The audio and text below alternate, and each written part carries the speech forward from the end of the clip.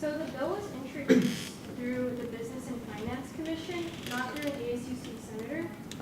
The Business and Finance Commission voted to not introduce it, so essentially the bill died in the commission. So yes, I did introduce a bill to BNF, but I also asked the Senate to introduce the bill before going to BNF, and none of them were interested in introducing the bill. They were interested in talking about it more. ASUCD has a unit called Campus Center for the Environment, and in Campus Center for the Environment, they have 2 paid positions, students who are paid to teach unit-bearing courses.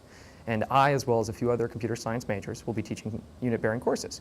And so we wanted to receive pay for the course, and we thought that would be fair. So ASUCD rejected that request, and so I sued in order to get equal pay. I know that the request for a payment or stipend for equal work, equal pay should come from the College of Engineering or whoever is providing the resources to provide the courses. We are obligated to pay like CCE staff. They're the people that we hired, they're the people we employ.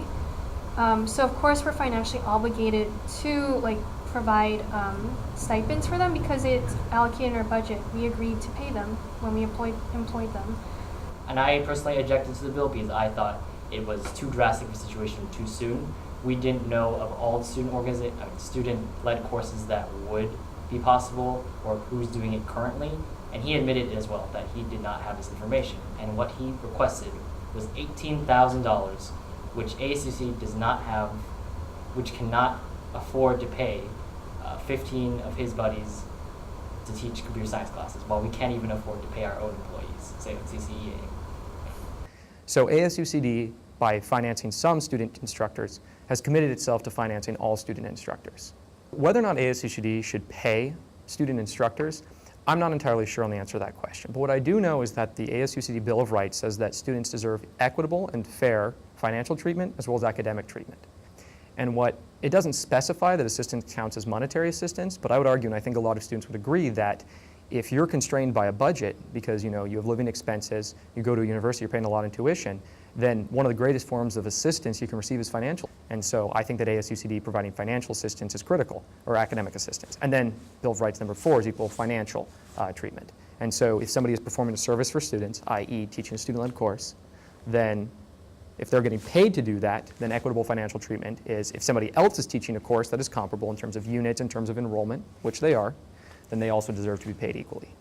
We do see the value of obviously compensating students for their hard work and educating other students, but currently, and Rylan should know this as the former controller, we cannot afford to do this. One of the things that I've learned after spending 3+ years in ASUCD is I have no ability of predicting it. So what I started by explaining at the beginning of the trial is something that I see as a structural flaw within ASUCD. There's no incentive for anyone, unit director, senator, the executive office, to fight for the association as a whole.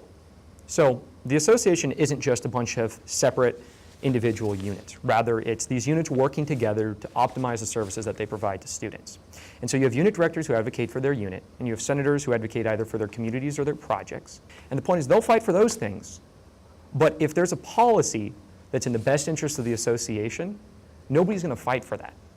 And suppose that you do decide to fight for it. You're not going to get anything in terms of personal gain out of that. You're going to make enemies. You will become less effective when you want to pass your own bills.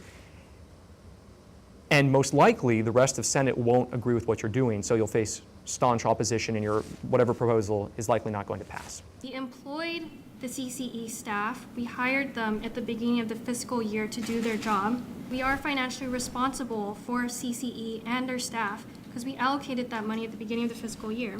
So in the entire cross-examination, I don't think I ever heard anything address my original argumentation, that if I'm offering a service for students, an academic course, and someone else is offering an equivalent academic course, and they are getting paid by SUCD, I'm not getting paid. This is not fair or equitable academic treatment, nor is it fair or equitable financial treatment.